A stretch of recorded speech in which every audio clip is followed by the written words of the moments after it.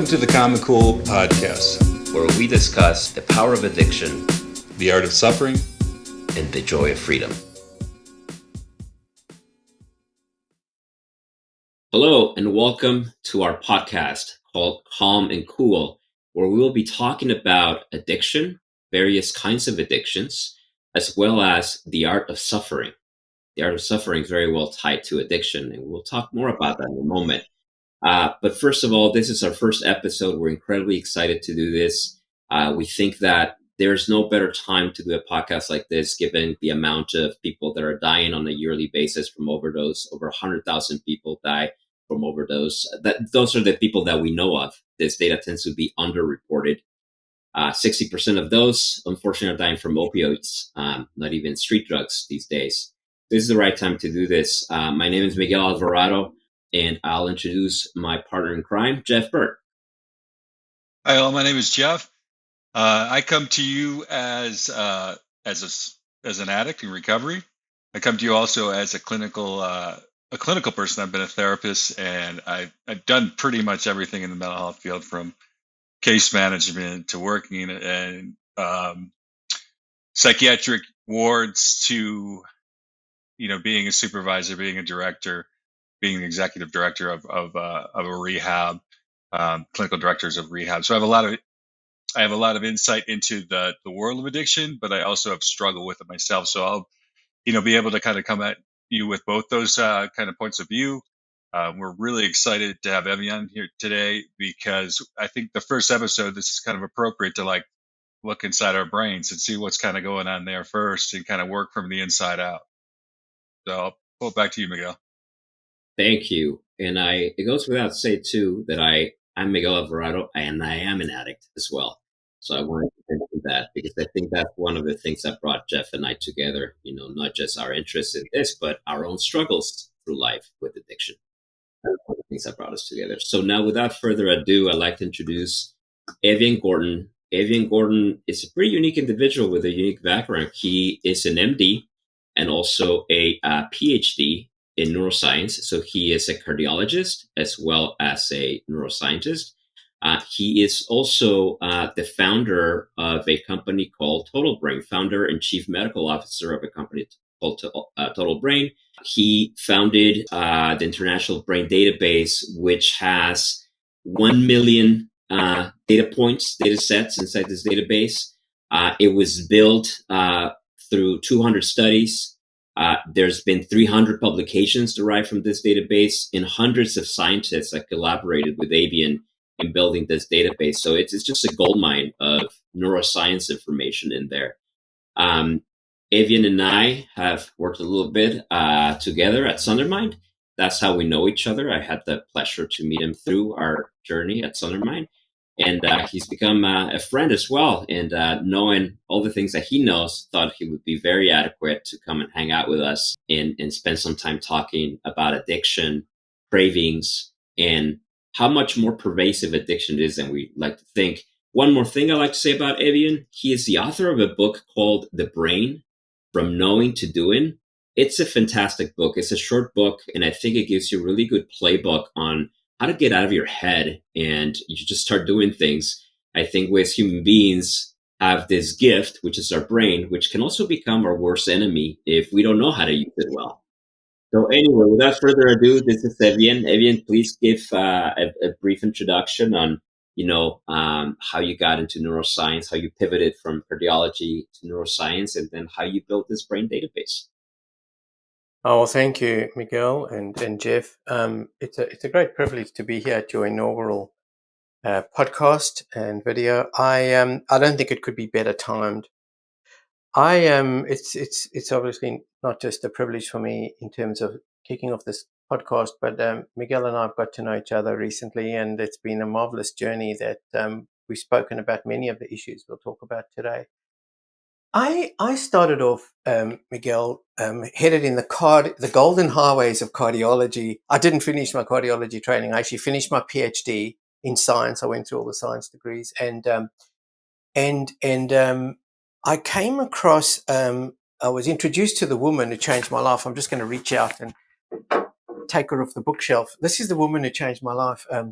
Miss Players, this is the copy of the fossil that is the actual missing link between apes and humans. And my PhD supervisor at the time, I was doing serum lipids and body shape and looking at cardiac disease.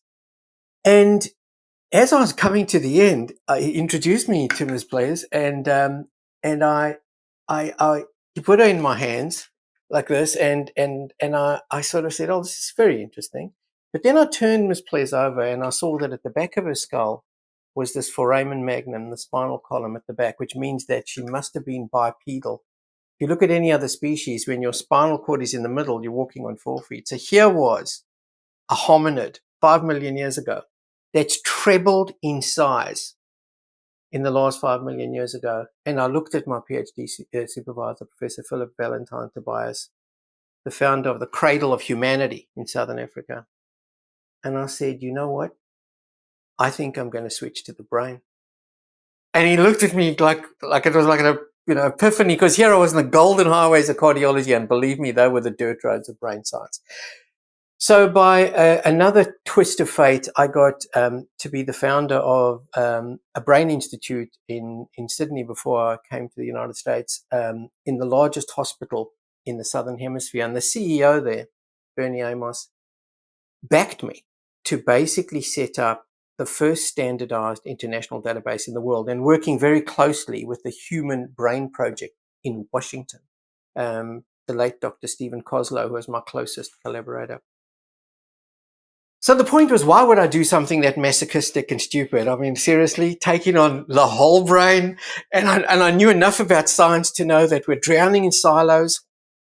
That's how the game works, right? You want to get ahead, find a silo that works, milk it to death. And they're all marvelous, these silos, and marvelous data.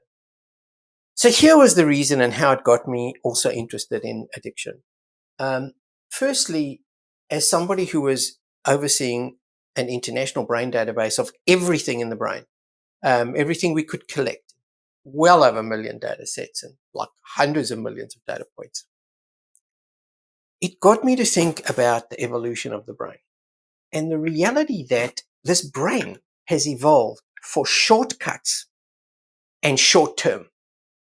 And those shortcuts are to keep us safe. They are our best friend, for sure. We wouldn't be here as a species across the planet if not for those shortcuts. And that's what many people focus on, the fear, how do you deal with the fear, the fight-flight system. And even in science, in all my degrees through science, a BSc, an honors, a master's, PhD, it was all about the fight-flight system, the stress system, the silos. But I realized there was another equally important system, and that is the reward system, short-term. And that reward system was about instant gratification. It was short-term.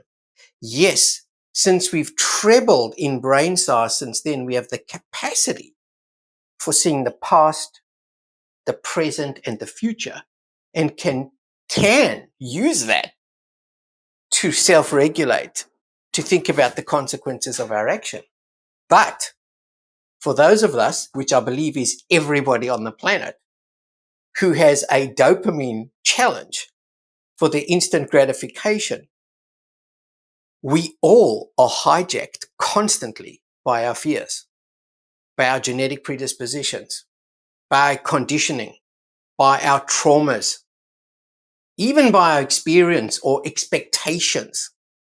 And what I realized as I looked at my own addictions in food and in all sorts of, I was more addicted to prescription drugs and sleeping. I was on, it doesn't matter the detail, lots and lots. I realized that everyone was addicted. Coffee. And then, and lastly, Miguel, before we maybe go into a deeper dive of the all specifics, and Jeff, when I looked at the data in the database, what I saw above all is that when it comes to the human brain, there is no them and us. People like to think of, there's all these mental health disorders and then the people. No, what I saw, just evidence, was that it's all one continuum. And all that changes, we go from mental health challenges, well-being, and peak performance, like a normal distribution. And all that changes over time, over the day, over your life, is the extent to which you're challenging with your mental health issues, to which you find your moments of well-being. And sometimes even some of us have glimmers of kind of flow and peak performance. And that really made me realize that the destigmatization of mental health and the stigmatization of mental health is absolutely just stupid and disgraceful and not scientific. It is us. There is no them in us. And what changes is our capacity to cope. When the demands are greater than our capacity, we get super stressed, and how we deal with that coping, and also how we understand our dopamine reward regulation. And I think I'll stop there. That's That's awesome. my introduction. Yeah. I went to Adlerian School in Chicago for undergrad. He was one of the guys that hung out with Freud a lot. And they had their emblem on the front. They had a quote from him on the back that said, "If you think you know someone, you just don't know them well enough." Oh no! If you think someone's normal, you just don't know them well enough. Exactly. Yeah. And I really gravitate towards that. I think one of the first questions that, because this is, kind of getting down into just the addiction part of it. There's a lot of, I don't think there's debate around it, but there's a lot of question about how you become an addict, like the different routes to becoming an addict. Yeah. Well, the one thing we're sure of, just like in stress, we know that when demand is greater than your capacity to deal with it, you're going to activate your fight-flight system. You're in stress. Like, it doesn't matter which of the 8 different stress disorders, anxiety disorder, phobias, PTSD, you're in stress when you've lost that balance. And at some level, Jeff and I have no monopoly of wisdom on anything I'm saying. I'm just a little dirt road brain warrior of integration. And from what I see from the integrative lens, Jeff, is that we have there's tremendous challenges in regulating our dopamine. And so when there's a soothing that we need to do, and when there's a trauma that we need to deal with, or the stress that becomes super negative and the negativity becomes depression and we get overwhelmed by it, or the anxiety we can't switch off, what I see is this. I see that there's the same as with depression. When you go over, most people can cope with their stress and their negative thinking up to a point, and then something happens and they just lose a little bit of that control, and it's like a cycle of decline.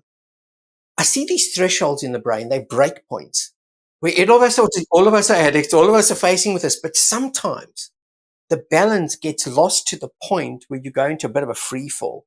So now you're fueling that cycle. And then, of course, sometimes the addictions themselves are so powerful and the dopamine is so intense and the withdrawals are so painful that it fuels that cycle of decline. So I see this as a dynamics brain issue, the brain as a dynamical system, and how and why I'll go into this a little bit more when we talk about interventions. Where a lot of this has been lost, Jeff, is not looking enough at what happens in the moment. Like, people know what they should do. People don't want to do things that are going to be destructive. But in the moment, when the brain is in that short term, instant gratification, instant soothing, instant calming, instant overwhelmed with intense stress, that's the lens that I believe, Jeff, is the lens of the future solution to this issue, because it's the lens we have taken our eye off that ball and looked too far long, ironically, about consequences and blame and simplistic solutions.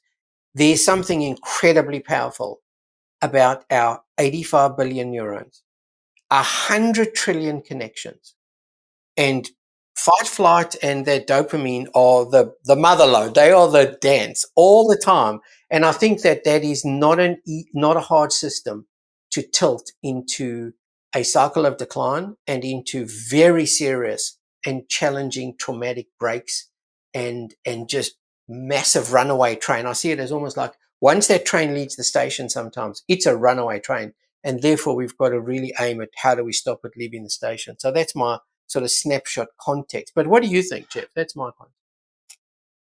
Well, I kind of stick to the traditional theories. genetic, biogenetic, I see some proof around there's a genetic connection. I come from, both sides of my family had a lot of alcoholism in it. And then next, growing up in an environment with, alcoholic parents and just kind of learning the behaviors, like learning how to deal with stress, deal with excitement, deal with celebrating, deal with heartache, deal with confusion. It's just being a thing. And I think the first time that I really drank, I mean, I drank before that, but I think it was in 8th grade, and I just remember drinking with some friends of mine in their tent, and my buddies out back, and we're drinking beers. And I remember going outside, and I just remembered it's almost like this cathartic moment. Like I had found something that you know, that just matched with me. Like it made sense. And I didn't realize that. I think I was having panic attacks at age 11, and this is probably age, 14, 15, so I ignored the underlying, issues, never really brought them up with anyone. And then next thing you know, I started taking this substance, and this is the first time I really sat down and did it, in a kind of isolated area. And then I just had this moment where it's like, oh, this is the answer. And I think that's how it started. That's how it started for me. Then it gravitated towards, people, places, and things that had this. It just started the whole, and a lot of my friends are that way. My friends ended up. It's amazing how you can find your people right away. Yeah. It's a good summary. Miguel, what do you think? And then I'll come back to answer the second point of your question in a moment. What do you think, Miguel? Well, so one thing that I always wonder about, because I think there's a lot of just common knowledge that there is this distinction: you're either an addict or you're not an addict. And through my own journey, I have learned to question that. I do believe that there is a genetic predisposition to become more easily addicted to certain things. Like obviously, in my case, alcoholism, there's a lineage in there. So obviously I was more propense to become an alcoholic at some point, right? But I have also seen in the rooms of the fellowships that I'm part of, to deal with addiction, I've heard cases of people that come from zero lineage, and had a perfect childhood, perfect parents, money was around, all the resources, and they became a heroin addict. So data that maybe empiric data has shown me that it's not so much that there's addicts and there's non-addicts. It's like maybe genetically you can have more of a predisposition, so it's more likely that you could become an addict, but anybody could become an addict, is what I've observed. Furthermore, I think that depending on your addiction, it may be more acceptable to have it versus not in how it manifests. I think we live in a world with a lot of functional addicts. I consider myself having been a functional addict for many, many, many years, where I never lost my job. I wasn't ending up in the streets, anything like that. I didn't get arrested. I didn't even have a DUI. So I think there's also that phenomenon where there's more people that are addicts that don't necessarily admit to it because their life hasn't become a disaster yet. Maybe it is unmanageable to an extent, but it's not a disaster yet. So I think and what last thing I'll say is that related to that, the big problem that causes, in my opinion, is that there's a stigma around the word addict. So people that may typically want to look for help won't do it because they're like, no, I'm not one of those. Like, I'm not an addict. I'm a professional. I'm a CEO, for instance. No, I'm not an addict. I mean, look, I run a multinational company. But maybe that person drinks every single day a bottle of wine and a half. Right? Well, that's a bit of a problem. So I guess my point is that not only I feel like addiction is more common ground than not, but also there's different degrees of it. And the way that you put it was interesting to me, where it feels like any other mental condition, you could have periods where you have addiction and then periods where you don't. And then at some point becomes chronic. And that's where I think the real danger is. And I think that's where you can really say that it's a disease, when it's becoming so chronic that now your life is falling completely apart. Totally. So Jeff, I want to answer the second part of your question because both of you have just outlined that so elegantly and personally. So the really tough part of your question, if you wouldn't mind putting on the second slide, Miguel.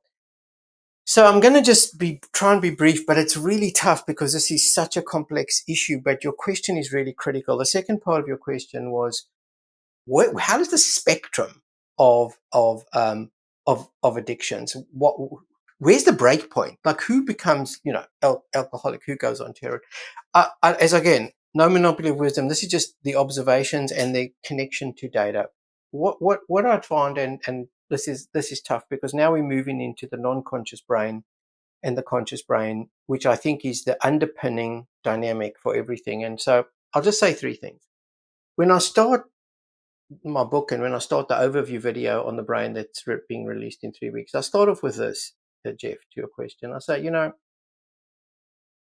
it's all about knowing and doing, going from knowing to doing. But if you feel you know yourself, the chances are, in my personal opinion, that it would be helpful to try and find the humility to see that you probably don't.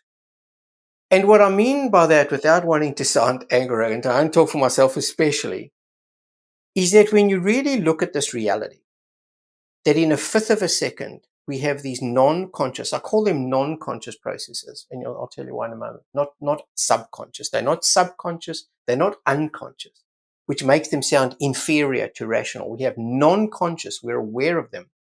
They are dominating, it would appear, the processing power of those 100 trillion connections.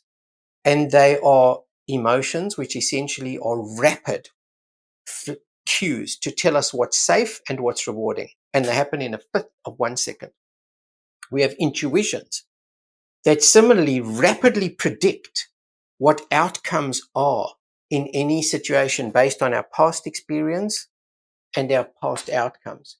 And then we have these conscious, where the brain traveled inside. It was mainly prefrontal cortex for rational, detailed language, words, numbers. That's what we focus on and value in our Western culture. The rational, logical processes. If you are not aligning your non-conscious emotions and intuition and feel, and with your conscious, actually your feelings are conscious, your emotions trigger your feelings in your body, which you become aware of. But if you're not aligning your non-conscious emotions and intuition and your conscious feelings and rational thinking, you are stumbling around in the dark. That is just by my observation and from a lot of data, just in terms of your outcomes, your productivity. Now, if there's any truth to that, that the people who cope are the people who can harmonize these functions, because the non-conscious memories of trauma, well, let's start with the three things. Sorry, we've got genetic predispositions, we can't change those. Although, who knows now with methylation and we may maybe be able to, the genetic predispositions ultimately, but the genetic predispositions, our conditioning, which we can change, and our trauma, which we can't change, but we can better contextualize. Helen Schuckman has the most wonderful little saying in ACIM. And she says this, she says, even a minor irritation is a veil drawn across intense fury. So what I'm saying, and you know this, Jeff, as a therapist, what we see and what we hear is not necessarily what we get. There are a lot of dynamics at this interface, this between non-conscious and conscious processing that are hard to harmonize. And they are enormously complex. And as somebody, I'm also a half-baked psychotherapist across the spectrum of psychotherapies, and they are very complicated issues here. But they also are very simple in principle, which is just kind of what I've kind of quite, very quickly and superficially try to summarize, that we all know this, but how attuned are we really to it? So, okay, what's that got to do with the second half of your question? Well, when I look across the normal distribution and look at where the breakpoints are for different people with different addictions, why did they choose alcohol, heroin, gambling, sex addiction? What I have observed, Jeff, is that, as I say, all of us have got all of these things to some degree. So why are the breakpoints? I think it's dependent to some degree on the extent to which you are reconciling your non-conscious issues and your conscious reality. So 3 examples maybe. I had very good friends who were heroin addicts who just said to me, my life was overwhelming. And when I took heroin, I just didn't give a fuck. Like I just didn't care. Now, they didn't foresee the consequences of the power of that addiction and the consequences to follow. Many of my friends who have been alcoholics say to me, I had a social anxiety. I did. And when I drank alcohol, I was just the best. I just felt different. And then they went from there and lost control. I personally have a family with gambling addictions, and I can feel that pull. I feel it when I'm in a casino. I feel it. I love roulette. I would, if I had the time, I'm almost certain that would have been one of my other addictions. I feel it, but it's in me. But I'm somebody that sees the world through the lens of probability. So gambling appeals to me. I love it. It's got a buzz that almost nothing else has in terms of just seeing the world in this kind of cosmic joke kind of level. It just resonates for me. And lastly, I suppose sex addiction, as having set up the world's first standardized international database, I have very, very many males wanting to speak to me because I'm a brain guy, and they don't want to. They just want somebody to. They think it's going to be more. They think I know more than I do, but they tell me stuff about their sex addiction, and it's clear to me that there's a pursuit of intimacy there that is frustrated, and there's this intense desire to just, and they of course lose control and becomes the opposite of intimacy. So I'm just giving some examples, Jeff, to your very, very central question. And in trying to connect it to the deepest brain science, rather than just have these, labels. Oh, it's cognitive. People lose their cognitive flexibility, and yes, all of that's true. I'm absolutely sure of it. I've presented twice at NIDA, and I think they do a marvelous job, and the science is brilliant. But I think what's to me is what's at the core of the core are these nuanced dynamics of our emotional and our rational worlds. And they are very easy to come undone. And then the runaway train starts, and it's very challenging to get that train back on the tracks, as we all know. That's my answer as best I can give it to you. No, I've heard somebody say, see what you think about this statement. I can't remember who it was, unfortunately, but somebody said, everybody has the potential to be an addict, and if they're not, it's because they haven't found the right thing yet, or they haven't tried the thing for them. What do you think about that idea? Yeah, it's an interesting concept. I like it, actually. I mean, it's the thing, though, that I still think that's absolutely could be true, because when you like something, it's like has a different dopamine effect on your brain. I mean, you just know it. But I think the thing about that, Miguel, I think, is that may be true, but I still think people have different levels of self-regulation and different ability to control the runaway train not getting away at the station from this non-conscious conscious kind of disconnect. I call it, harmonization, disharmony. So that may be true, but it doesn't mean that they'll find it and become that, and they'll lose control. But yeah, there's no question in my mind that I'm now 71 years old. I've been exposed to a lot of things, and there's no doubt from what I've seen and hundreds of people I've spoken to that.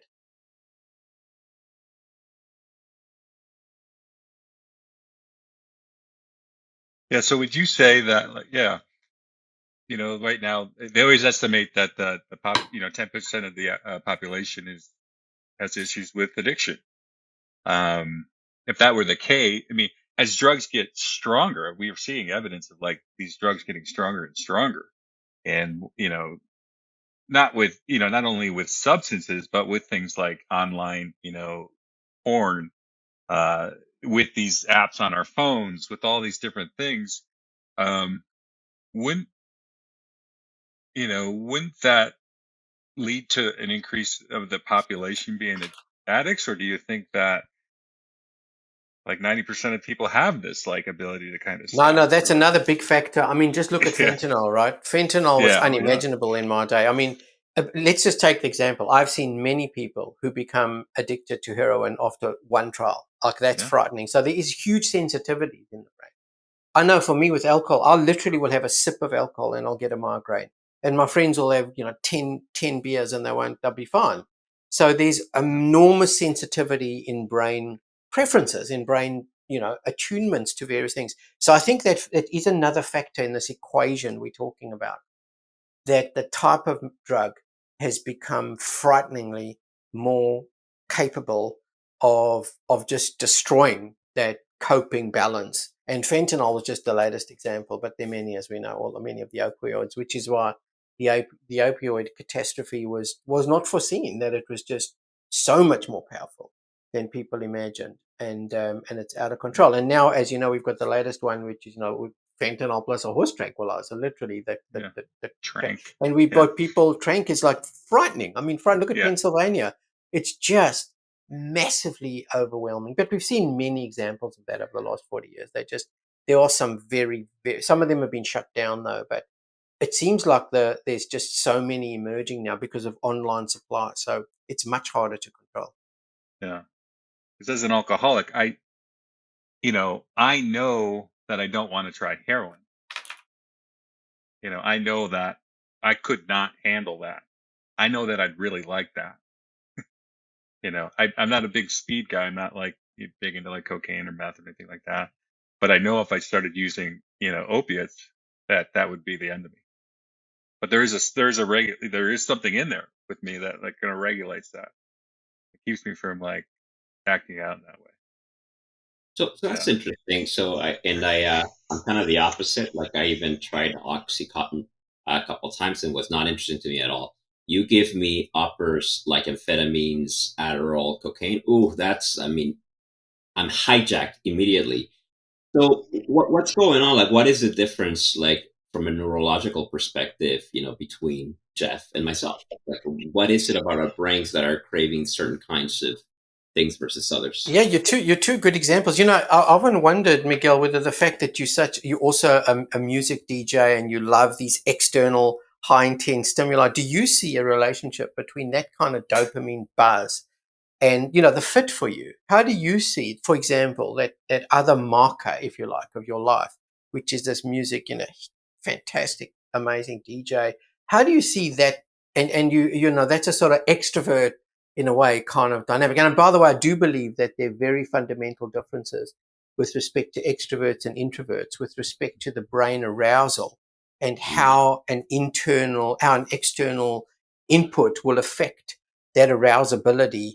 And that is a big split as well. Introverts, extroverts, negative and positive people. These are all fundamental brain deep principles that could shape the manner in which the addiction is attracted, the attractor space. But what do you think, Miguel, about yourself and music, external vibe, and the uppers? Is there any relationship in your mind to you personally? It's interesting you should ask that. I think that, interestingly enough, one led to the other. Like, I was first in these music environments as a teenager. And the more exciting, so I used to play in bands when I was a teenager. And then in my 20s, I picked up DJing. And since like 27 to about like 5 years ago, I was DJing in clubs at night beyond my tech job. So I was exposed to a lot, and from that perspective. And it was always like, there was definitely an arousal around performing, whether it was the band or DJing. And it was the attention, and not just that, but it was the energy in the room of like people being into what I was performing. But then the gig would stop. And it's like, well, then now what? Now immediately cravings would come. And there was always the after party. And in the after party, yeah, it was all the uppers that, made sense for my brain to consume. So it's interesting you should mention it. I mean, there was a relationship. There's a bit of a dance going on between the music performance side and drug consumption. Oh, that's super interesting because, Jeff, Miguel and I have discussed this issue about cravings. We're actually just about to start a study with measuring heart rate variability. This is the most sophisticated heart rate variability band on the planet. And the point about it, though, is coming back to my initial point at the beginning, which is in the moment. And your point there, Miguel, that as soon as the music stopped, you started to get the withdrawals and the craving.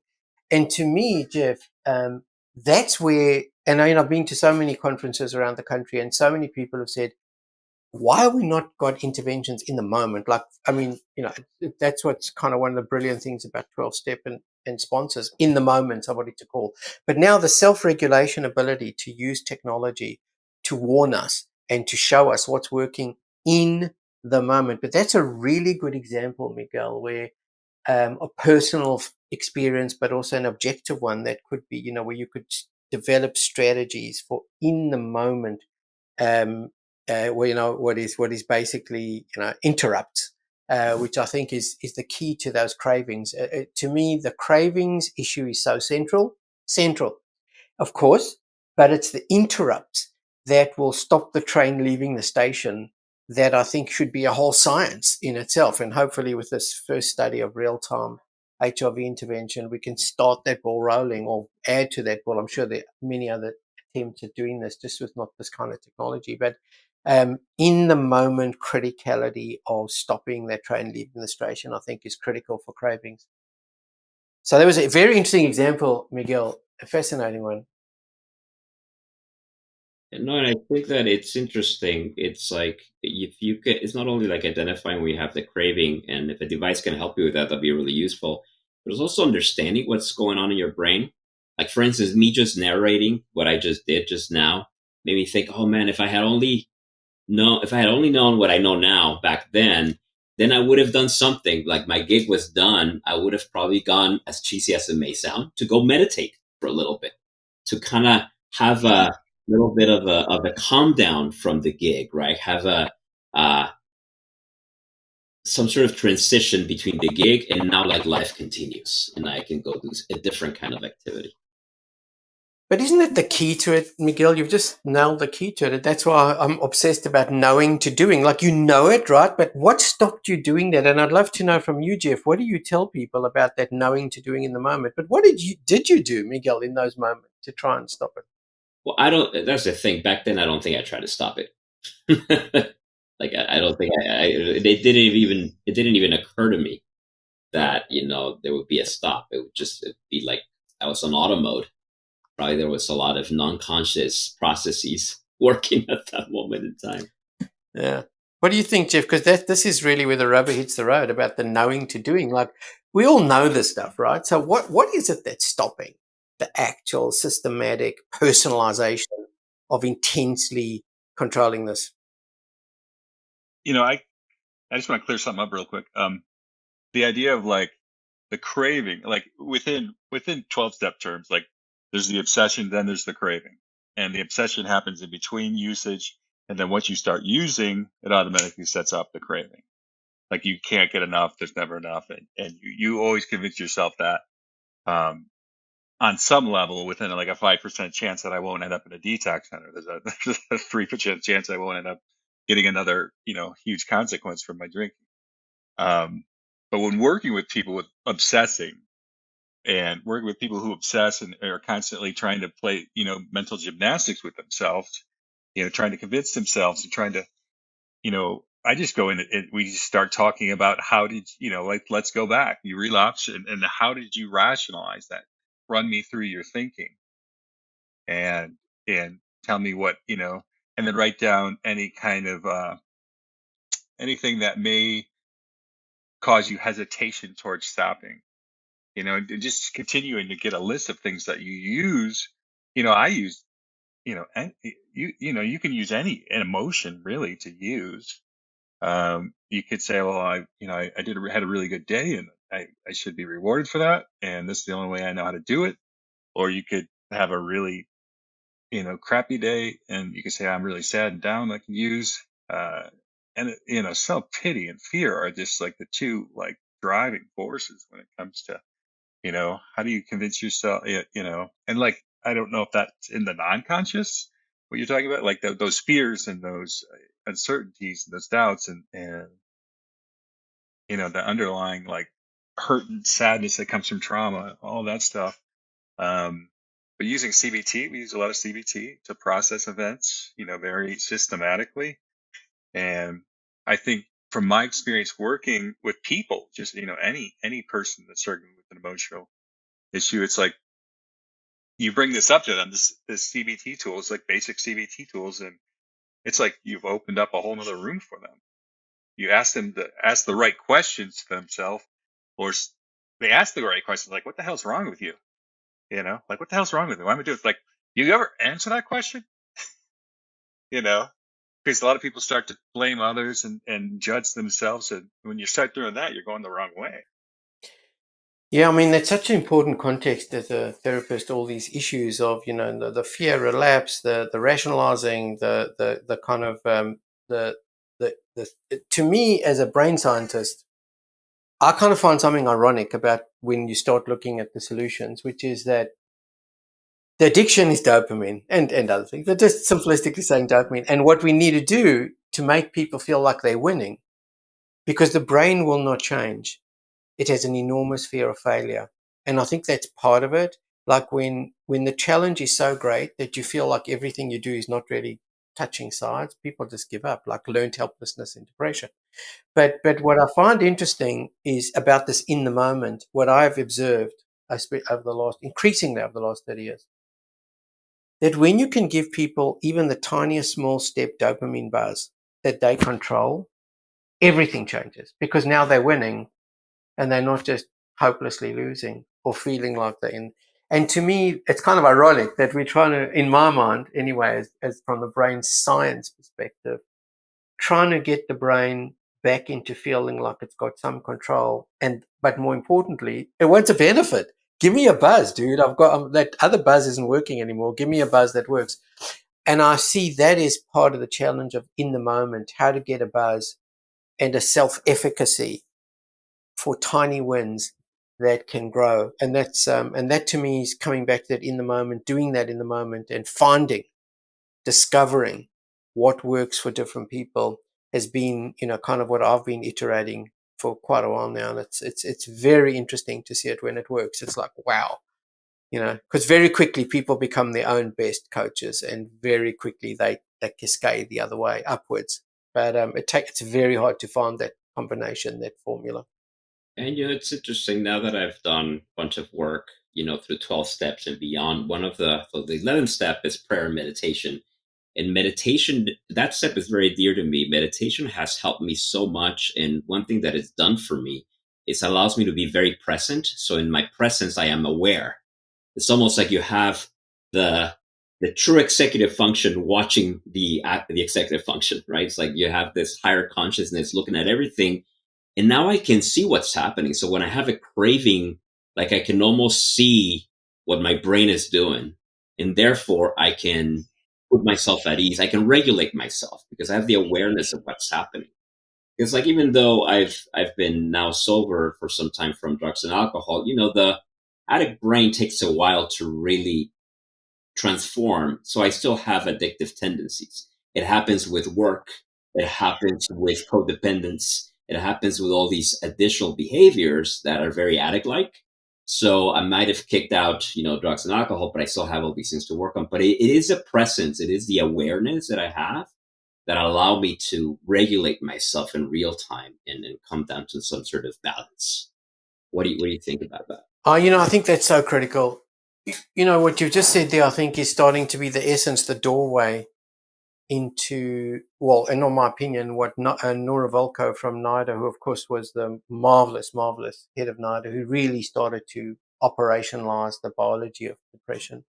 And it's been a privilege to actually be there and hear her and meet her and speak to her about this issue and come away with the kind of first-hand knowledge from them directly about cognitive flexibility, the importance of cognitive flexibility in the moment. And now we see all these new technologies, Miguel, like the podcast I sent you yesterday on cognitive flexibility, basically new neuroplasticity, with all these new tools, RTMS and psilocybin, even ironically. But meditation, of course, is top of the list and first to start with. So what's the point? The point is there are so many ways to make the brain flexible. Why is that so critical? because we've got a choice every second of our lives. We either are in fight flight mode, stress, which is inflexible, very helpful if you're in danger, but very toxic in terms of chronic stress and dealing with any complex situation. The red zone is what I call it, the fight flight. Or you're in your calm, flexible state, the green zone, which is flexible and allows flexibility. And so you've just given a beautiful example there, Miguel, of how meditation makes you more aware and more flexible and more able to see the kind of context that Jeff was talking about in CBT. And that's why I think that getting into that flexible neuroplastic state and then very quickly at the same time having therapy. And if you don't want to go to external therapy, then at least have a coach or even a sponsor who can help you target, and then ultimately yourself to really benefit from when the brain is flexible, to wire that solution, to wire those steps. Otherwise, they just go into the ether, So that's, to me, part of the rewiring after the tsunami of the hurricane of addiction, is to rewire, because it takes, as we know, it takes 18 months after the hurricane of addiction has come through and knocked the house down, all the brain's fundamental core processes to rebuild them back up. And that rewiring and that personalization and that little small wins is central to building that new house and choosing yourself again. Working as a clinician, I work with a lot of clients who come to me and they present their stories and they want to try moderation. And they go on to tell me their stories, and I was like, ugh, that's, and I always help, because I think there's a value in doing the research, as we call it, like having to convince yourself with all these rationalizations and kind of going through them while we, put together a moderation plan, that it involves maybe 3 drinks a night, no drinking more than 3 nights in a row. The drinks have to be spread out by 45 minutes. And when you get done with the plan, any good alcoholic would be like, ugh, that sounds horrible. and so but it does take time. I think there is some really good knowledge that you can get along the way. I used to say there's one thing I know about me that is fact, is that I'm powerless over alcohol. I know that I've tried it I've done so much research, and it's come back and it's absolutely reliable and valid and all these good things. But from a neurological sense, you say it takes time for the brain to kind of come back, or it takes time. Is the field working on ways to kind of track that? I mean, you say you have this, because I think it would help as a clinician to be able to say, go down and take this test, and we can see if you can, kind of where you're at in your addiction. Yeah, that's a great point. And we'll just so well put, Jeff, about the sort of the beauty of CBT is it's all very structured. So you can very, very readily contextualize. I measure. If you don't measure it, you can't manage it. So you can measure it with CBT really well about what is being recontextualized. Yeah. Is the field doing it the same degree as CBT? No, CBT's got well over 10,000 publications in all different fields, but including a lot of on addiction. But CBT is still very rational, and so there isn't the equivalent, anywhere near the equivalent amount of research on how do we find those systematic little steps that work and personalize. If you wouldn't mind the next slide, Miguel. So there's, if you just look at the spectrum of treatment options, what I call the kind of the continuum of options that are available for treatment, from attuning to your senses to talk therapy to brain training and building kind of cognitive flexibility that way, to all the brain stimulation options, by the way, including, Miguel and I have discussed this quite a bit, music therapy, which attunes your brain into a calm state. We use brain music labs, marvelous sort of ways to order, where they deep scientists, John Vitale, and then of course the medications. The point is, though, that finding the personalized pieces that work. For some people, CBT works well. For other people, they want to attune to nature, or they want to do breath work. And so we know that breathing at 6 breaths per minute, for example, is a 2,500-year-old idea, breathing slowly. But when you breathe at 6, you literally put a brake on your fight-flight system. And so thanks to Herbert Benson from Harvard, the cardiologist, to show that all repetitions, it doesn't matter what they are, will switch you into a calm state, whether it's breath, whether it's movement, whether it's sound. So these are basic science principles that kind of get lost in the noise. But if you can just use them, do them, to find one thing that gives you dopamine, repetition of anything that works for you. Some people prefer breath, other people prefer sound. Even that basic, some people prefer movement, even body language changes.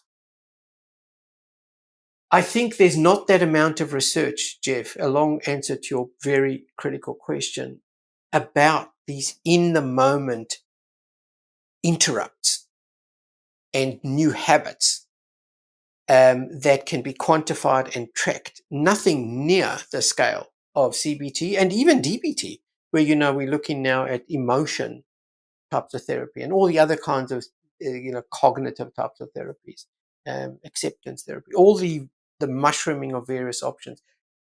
They're all brilliant, but I think there's nothing on the same scale that's been quantitative and tracking people and what's really working in real time. And it's I think it's inevitably going to happen. And the whole of the biometric world of measuring things. And Miguel, his company, Mindstrong, they did a brilliant job of trying to measure voice and keystrokes. And maybe you can talk more about that, but that is so in the right direction, coupled with heart rate variability and biometrics. But all of that together is a pointer to where we are going to be able to put all of this information together and think about it more and use it more, knowing to doing in real time. It's better to find, in my opinion, last point about that, Jeff, before I go back to Miguel about his experience in this. I found with behavior change in general that it's better to find one thing that just will consistently give you the buzz under any circumstances, the horrible, from the simple to then try and do too much. Because if you try and do too much, it's not rewiring. Rewiring is a very laser-like, granular process. And often people don't think about it as brain principles. So they assume they can just focus on behavior principles. Sometimes those behaviors are too complicated. So the more granular, the better. As long as it secretes dopamine and it's a granular, you will rewire your brain for real. Interesting. Yeah, that's amazing. That's a good point. Yeah, I never realized that, because we can come up with a list of coping mechanisms, and it's better probably just to pick 2 or 3. Or to start, there's 3. Yeah, to start. Yeah, I call it the 3-step program. Yeah. You start with this one thing, and then the second step is you can habit stack, and put 2 things together that work, like breath and visualization. And then the third thing is much more coming to, okay, put it all together now. But what do you think, Miguel, about the strategies you tried with real-time tracking in the moment?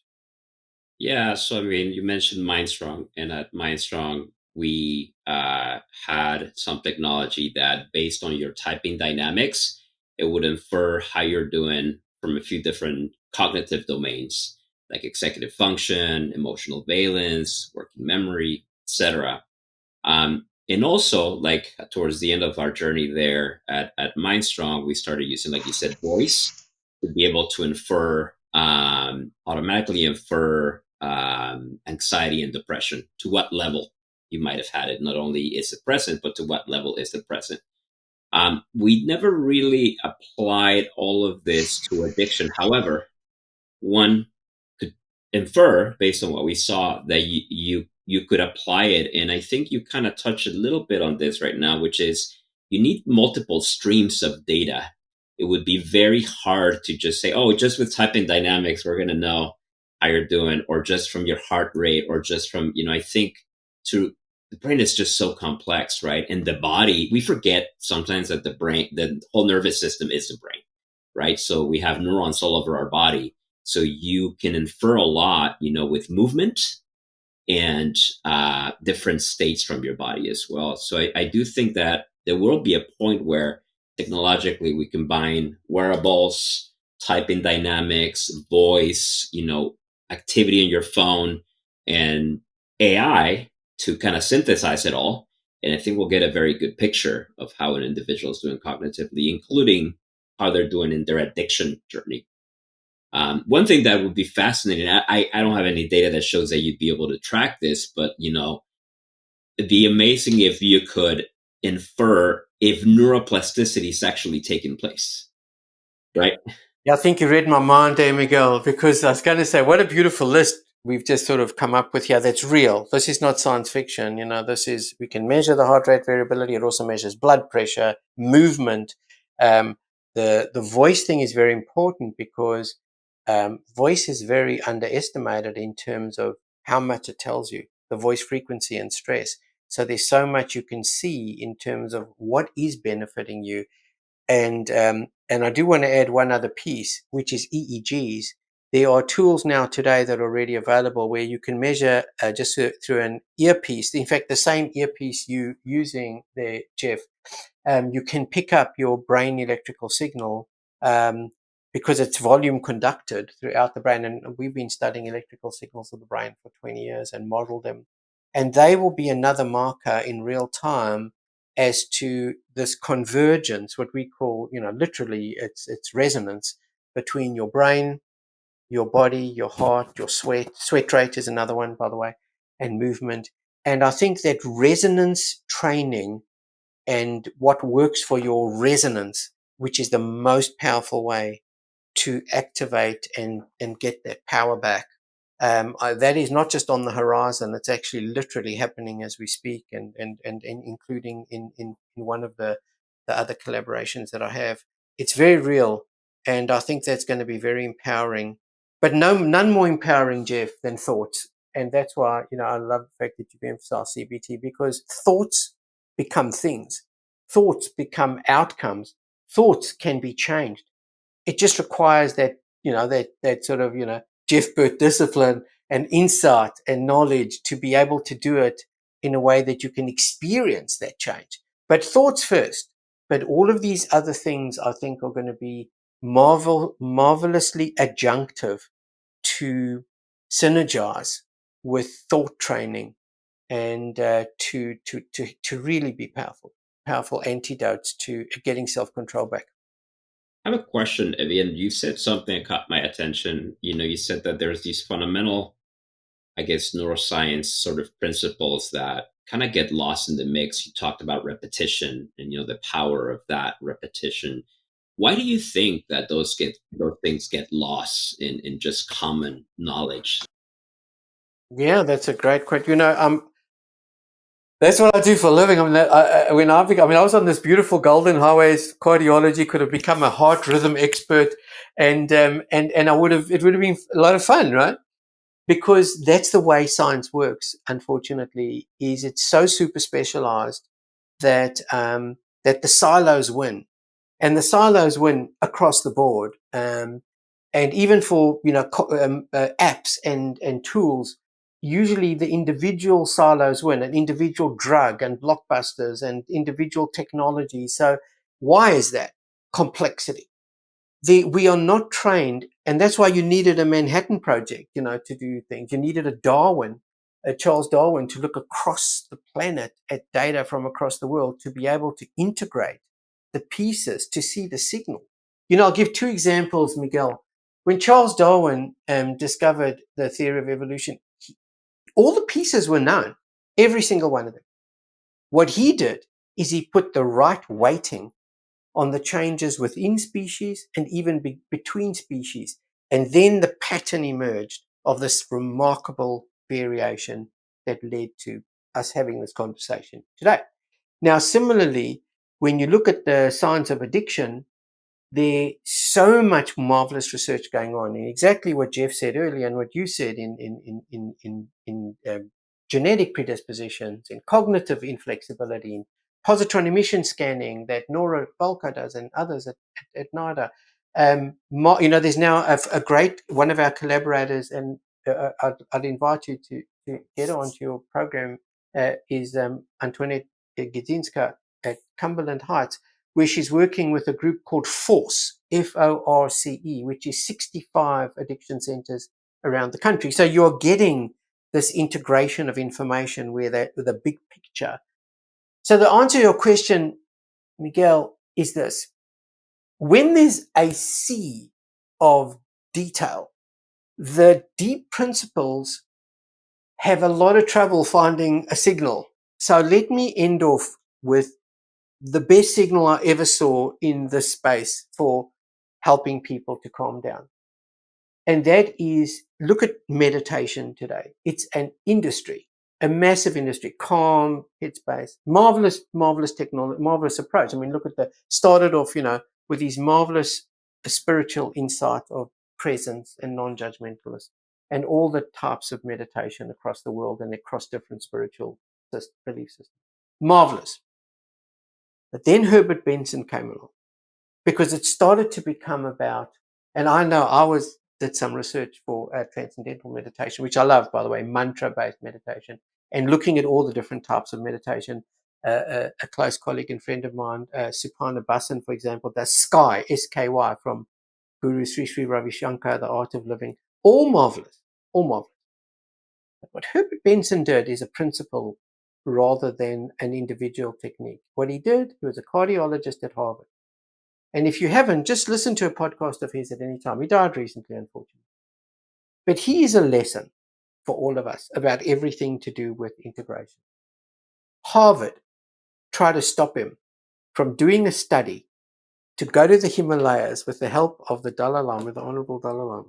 He's on Bush, the Dalai Lama, to study them meditating and to look at the physiological impact of their meditation. And he took technology up there with him. And they said, this is woo-woo stuff, brain-body connection. What are you talking about, dude? And he had to literally, if he wasn't, a cardiology professor at Harvard, he wouldn't have, and he had the boldness. He did it.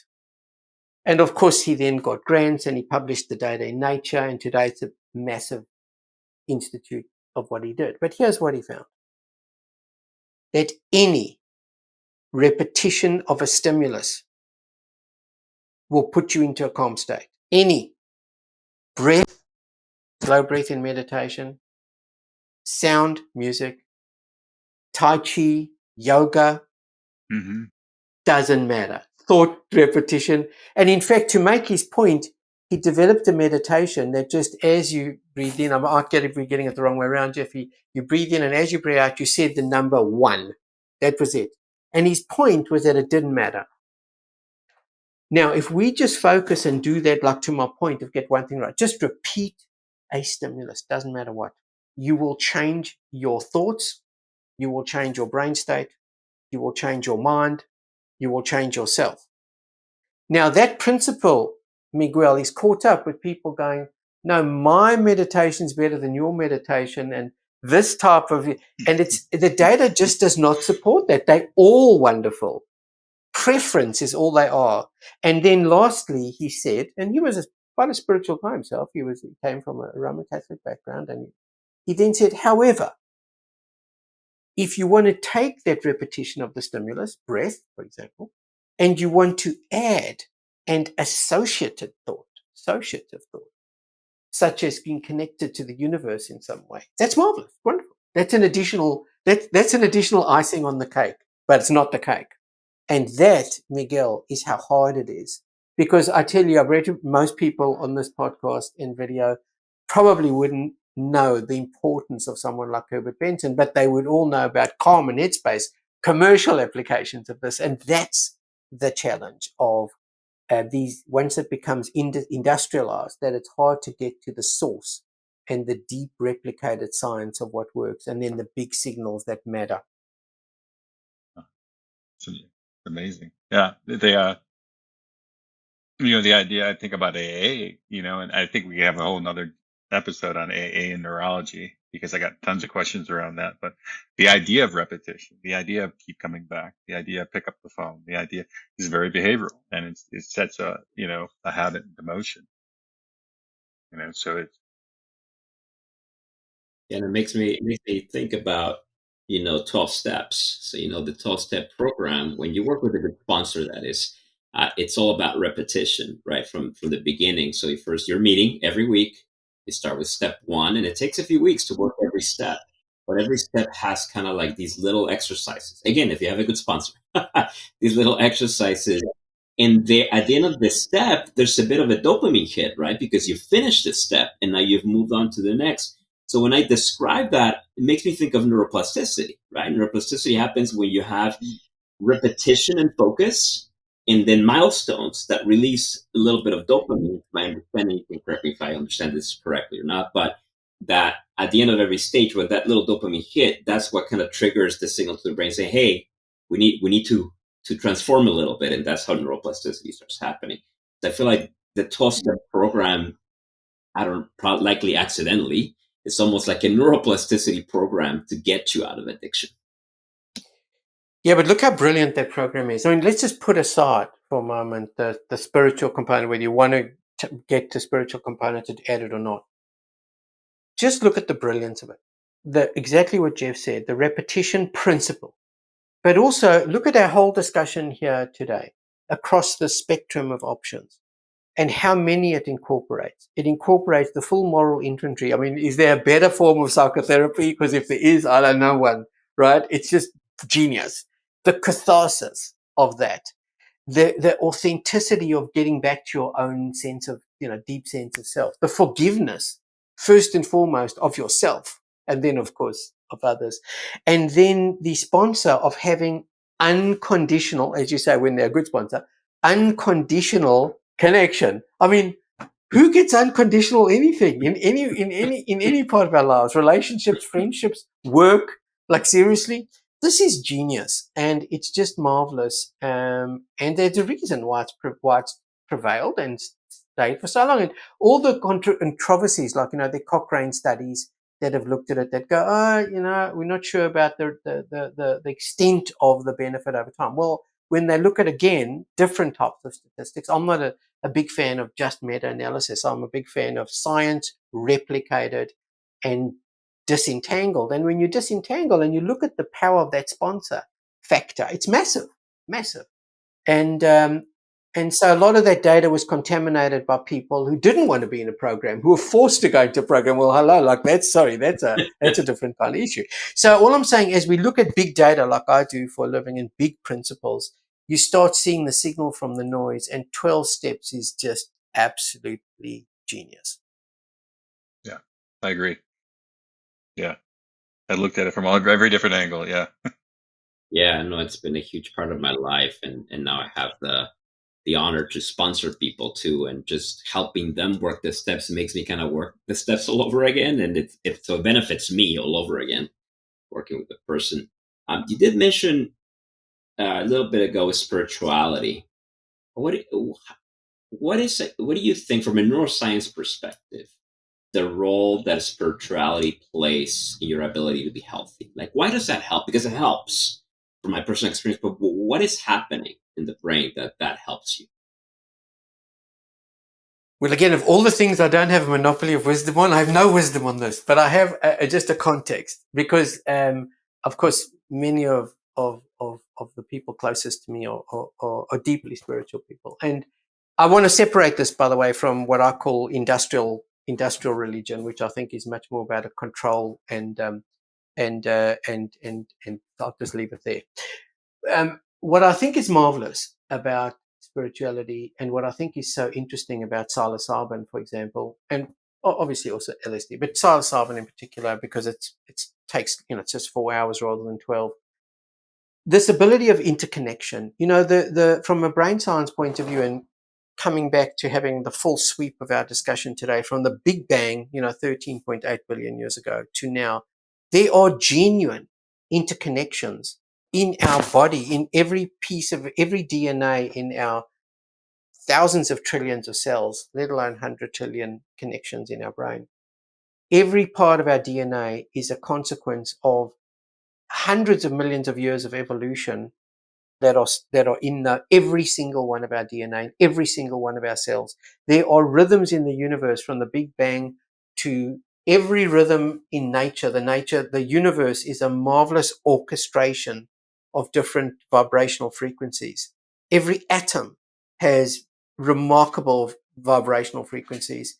So there is a reality to this notion of interconnectedness. And as somebody who came through the science channels, even I specialized in zoology for a year, and just looking at the whole zoology and the trees with mycelium and the connectedness. I mean, it's just mind blowing. So when people look to a spiritual experience of interconnection and their place, feel that place within the universe, I cannot think of a more powerful, life affirming reason to be gratitude for the sheer amazing luck of us having this remarkable, brain and being on this, magical planet.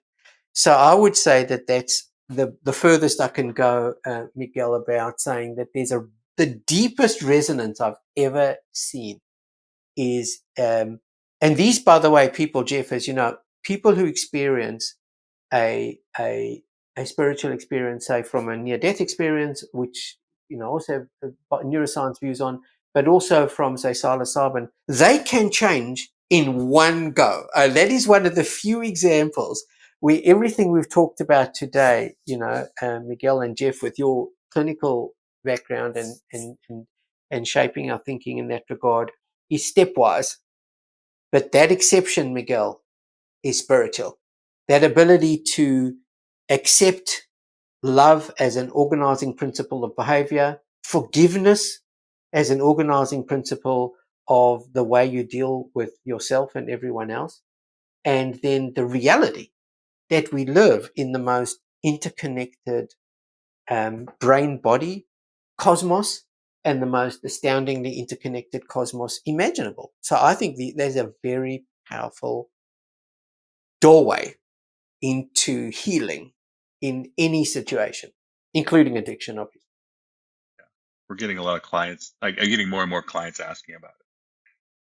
Asking me about these alternative options, and working with someone who gravitates toward mind-altering substances, and then prescribing a mind-altering substance, it seems to be like I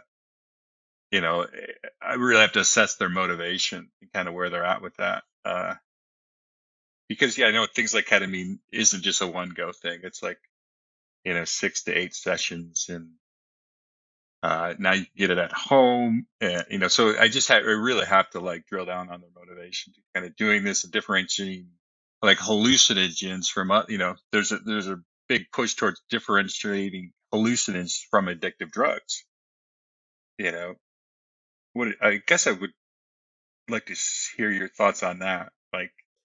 Well, I don't have many. I mean, it's very scary. I mean, I also deal, we in the database that we developed the first test to predict treatment remission in depression. It's a genetics test. So I've also looked at, the FDA and had to look at what goes on in the Senate about what's legal and what there's this huge challenge to not switch one drug for another. I mean, there's an enormous pressure, and I'm more a believer of just the solution is the solution, So I think you've mentioned something very serious, though I don't have the answer to it, and that is intention. So when someone's intention is genuinely self-discovery,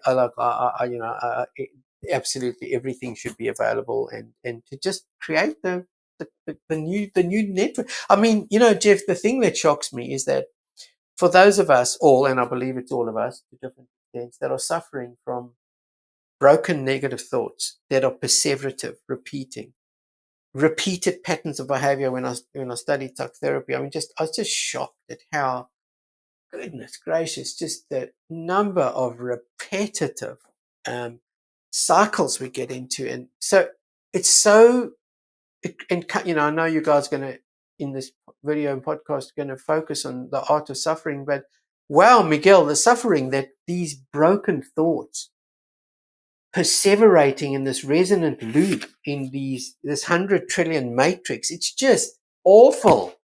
And so to me, agonizing. And so to me, any way that can be ameliorated is worthwhile. But your point is so spot on, Jeff. If the motivation, if the intention is just gaming, and of course we know that when people are desperate to get their next hit, they're very, very clever, very, very, very smart, and very manipulative. So I don't know the answer to that, Jeff. It's more your realm. It's more of a therapist level of how you do it. I'll end off with one other example, Jeff. When I was doing psychotherapy, I was asked to do a course on the brain for psychotherapists from around the world that come every 2 years to a conference. And the most powerful talk I ever heard was a guy, I think his name was Neville Symington. And instead of him talking about the marvels of his personal type of psychotherapy, they had all the psychotherapies there. And it was like listening to the churches of psychotherapy. My church is better than your church. It was fascinating, actually. But they were all good, actually. But what he said is, my biggest challenge is to decide whether I should take somebody into psychotherapy. My biggest challenge is to whether I'm going to do more harm than good by diminishing a person's resilience and their ability for bouncing back and for generating their own self-efficacy. And he said, and that is what I agonize over. And that's what I spend most of my time on. And I went, wow, that's the kind of guy I want for my therapist, And that, I think, is the same challenge you face, Jeff, about these kind of decisions, because they're right at the door now, and all of these are going to be legal pretty soon, or at least, if not legal, like insanely easily available. And so that's going to be more, you're a big challenge for therapists. So I'm not sure how you're going to handle it. Well, I mean, I think a part of me asked as a therapist, and a part of me asked as an addict too. Like that. Would this benefit me? So I'm kind of struggling in both. Because I do remember taking hallucinogens, in my college years and after, and I really remember enjoying it. And I've talked to a lot of addicts who are like, God, I just miss mushrooms. I don't miss booze. I don't, yeah. So I think I'm not going to run down there right now, but I think it's if it, if it's something that can improve my insight, it's something that I might look at, Yeah, and I have some curiosity too. And as an addict, I also wonder if it's the right thing or not. But I think, the whole statement around intention is very powerful, Yeah. right? I think if you can evaluate on yourself, like, why do I really want to do this? Is it because I miss the feeling of, being high, or I'm ready to do this next level exploration of myself? To me, what's really attractive about it is I feel like, as far as I go, I still have a lot of childhood trauma to overcome. And because I haven't, I don't feel totally 100% in my addiction recovery journey. And I feel like I won't get to a better spot to the next level anyway, until I address childhood trauma. And I've just heard so many things about psychedelics and childhood trauma that sometimes I wonder, well, maybe that's something that I could try. And I've done psychedelics for fun. And I think, when I think about doing this, I think like, but this is a different thing. I'm not going to go to a club to take MDMA. Like, I'm going to go to a therapist office or room, whatever that room looks like. And I'm going to take this substance, and it's going to be a whole treatment. So, but I haven't decided yet if it's going to be for me or not, but very curious, definitely. I've heard in other podcasts, other addicts saying exactly the same thing, that they're very curious, but they're also very resistant. So there's this dance. And I heard Gabor Mate say exactly what you just said, that it's all about intention. Yeah, so cool. One thing I will say, though, Jeff, there are a lot of therapists now who are becoming specialized in guiding people through the experience. I know there are people who are specializing in ketamine guiding, and of course many who are doing guiding, and many of them from MAPS here in San Francisco and Silicon Valley, in MAPS. But that is also, I think, going to help to just also be guided, and so it's less of the, it's just given that gravitas and that correct sort of user experience through the journey. I have a question for you before we completely run out of time. It's gonna go back to more like addiction and maybe the genetics of it, which is, it can be passed on through many generations. So my thinking, and I could be wrong, is that there's some adaptive aspect of addiction, and that's why it continues to be passed genetically, right? If it was so maladaptive at some point, it would just stop. But the fact that it passes through so many generations, it makes me think, and I could be wrong, that there's an adaptive side to it. What could that be? Is there, and what could that be? Oh yeah, again, tough. Nobody knows the answer to this, but where it seems that the research has gone, Miguel, is that so there are two components now. There's the clear genetics, which let's look at what are the genetics. They're genetics for how we deal with fear, how we deal with reward. So that's kind of become more and more tractable, and the genes and the gene combinations are becoming more known. And as the big data, like I know at NIDA, they've been putting together the big GWAS studies. It started off with 850,000 SNPs from the GWAS, and now you get the full genome, and they're starting to connect full genome data. So the whole, 3.2 billion letters. So we're getting that insight into fear and reward predispositions. Are you more likely to magnify threat in a situation? Are you more likely to deal well with your dopamine challenges? But then there's now a second issue, which is the genetics of gene expression.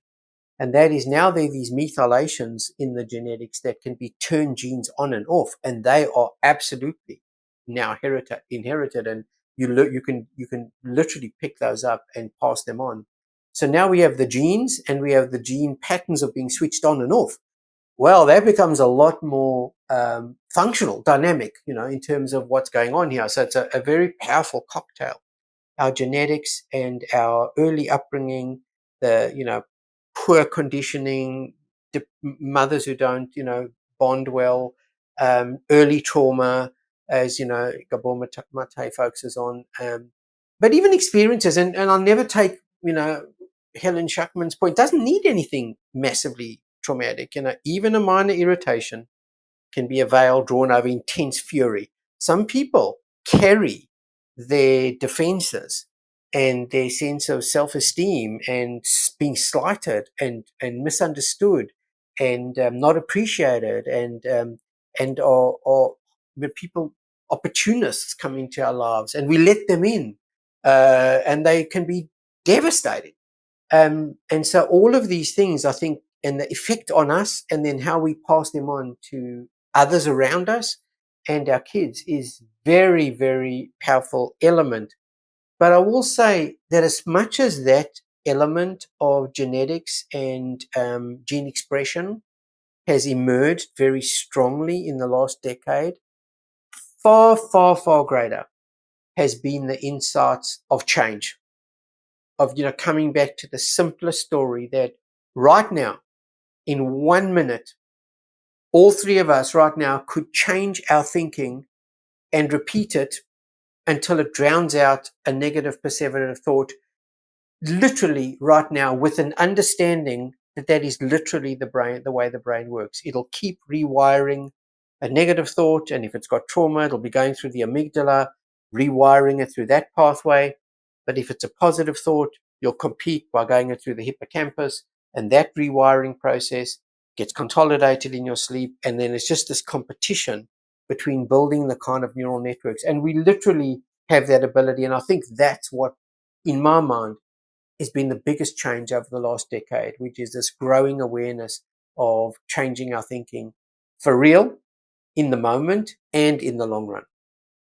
And I mean, like you were alluding to earlier, that's where a lot of the suffering happens in our thinking. Absolutely. Most of the suffering that I've experienced is mainly here more than anywhere else. So when I think about it, I'm like, wait, hold on a second. I'm okay. I'm alive. I'm healthy. I have everything I need. Everything's good. Everything beyond that is just in my head. And also most of the suffering that I see is because, I know for myself, 90% of my suffering is from perseverating on past regrets. How did I let those opportunities into my life? But more and more I go, no, dude. It's not about who you let into your life. It's the mistakes you made. It's all an inside job. I mean, that's the thing about you can attach a victim narrative to almost anything. But at the end of the day, what we've seen about the brain more than anything is it's an inside job. We control it 95+% of the time. There are some horrifying examples where it just happens to us, and that's that. But most of the time, we are. It's an inside job. We choose, and are complicit in many of the things that happen to us. And lastly, but not least, we're not present enough. If we're present, that allows for that flexibility, that rewiring, that personal empowerment. But if we're, like me, focused on the regrets of the past and the fears of the future, well, you're fucked. And then until you get to the presence, living in the moment for real. So, I mean, I don't mean it I love Eckhart Tolle, but I don't just mean it in a simplistic way. The Power of Now, which I love, which of course came from being here now, from Ramdas, who I love. It's not just that. That's important, but that's behavioral. And I think adding the brain piece to that and this neuroscience is strength. It will deepen those marvelous thoughts and people's insights and sharings. So I think it's all convergent, Miguel. But I'm a biased integrationist, so that's my view, and I'm sticking to it. Well, speaking of integrating, let's integrate the creativity aspect to things. And you paint, right? You've been painting for a huge part of your life. How does that play into the whole picture? I feel like creativity can be incredibly therapeutic for a lot of folks. Yeah, it's funny. Thank you for asking that question. This painting behind me is a painting of the Big Bang, that affects everything. I always use that as my ultimate context when I'm talking about big things, or an wonderful inaugural podcast, or a wonderful initiative. That always will be there in the background. So here's why that's central. I think it comes back, if you could go back to this, I'd like to end off on the second slide, if you wouldn't mind. You see, it comes back, Miguel, to this thing that I learned. This is the challenge of old age. Old age is wasted. The second slide here. Old age is wasted on the old, and wisdom is wasted on the old, I've realized. I wish I had, as Miguel was saying earlier, some of this insight when I was young, but I didn't. And here's what it came down to with creativity. It actually turns out, in hindsight, that we have two languages in the brain: the non-conscious language, which is cues and patterns and kind of insights of intuition, consequences. Whereas the conscious brain is the words and the numbers that we are so kind of biased towards in our particular culture. And what I found, Miguel, is that at about the age of 15, I started to find myself tuning in to this first language. I believe it was our first language. Our word language is clearly second in the trebling of Brahman. There's a reason that apes and them don't speak the same way they speak, just not the same level of sophistication. So we know that is our second language: words, numbers. I found myself tuning into our first language a lot, especially my intuition and my perception that sometimes what people said wasn't what they meant. I noticed that pattern of sort of veil deception. And I noticed that powerful people often they were the ones that masked their emotions the most. So I started to think about what was going on here. And I just discovered art as a way of expressing these patterns. Anyway, 40 years later, more than 40 years later, I now look back at all my art over the years. I have a site called brainsiteart.com. And I found that my non-conscious brain was speaking to me through my art of different eras of what I was painting and how I was evolving. And so I end up now, if I just point a picture at another picture over here, that pink painting over there is where I've ended up, which are sort of each brushstroke is like a neural network. And it's all about the non-conscious conscious brain. And so my journey in creativity was simply my own brain trying to heal itself from putting together and expressing and sharing with me my own emotional and feeling world in a way that I just wasn't dealing with very well in reality. So I see creativity as not just an engine for innovation and technological innovation and human progress, which of course it is. But I also see creativity as an internal journey. And that's what I love about the AI parts of where people now can go to Midjourney and these other tools that they can just speak to and see images emerge. And I think they're going to be very therapeutic for people. I already know people are put into Midjourney who are saying, wow, this is really therapeutic, actually, because I always thought I was not a creative person. And now I'm speaking some words into this computer and it's giving me these astounding pictures. And so I think creativity is definitely, in my experience, in my opinion, another doorway into this marvelous world of harmonizing our whole brain and befriending our whole brain body system. But I think it's a marvelous window and mirror into some deep aspects of ourselves. Excellent. Well, we are at the 1 hour and 30 minutes. So I think we'll stop here. But before we stop, any final thoughts based on everything that we've covered? Anything that you think is actionable that we can leave people with, when thinking about addiction and some other things we talked about? Well, not from me. I just think what you're doing is a marvelous initiative. And I can see, with Jeff's clinical experience, and Miguel has got truly a remarkable, multi-dimensional, integrative vista on this. And I think you guys are going to just do a lot of good with sharing these catharses and insights with people. So I just thank you I'm very privileged, and thank you for inviting me to this inaugural kickoff, and it's going to be wonderful. Yeah, no, thank you for attending. It was a blast. I had a lot of fun talking. I could keep going for another hour and a half. That's great. Oh my gosh, I got so many questions to ask, but yeah, this was great, and I think this was super informative to me as a person who is an addict and a clinician. Hopefully it's important to other people that watch it, because I think it's amazing information, and the more we go down this route and discover new things, it's just super helpful. And this idea of repetition and plasticity, and just meditation, and I think it just further emphasizes the importance of presentness and changing your thinking. And I think that is the biggest thing, changing the way you think, changing the way you feel. But also the fact that it takes time, and commitment. Absolutely. One more thing I want to let people know is about your website, dreviangordon.com. You want to tell people a little bit about what they can find in there?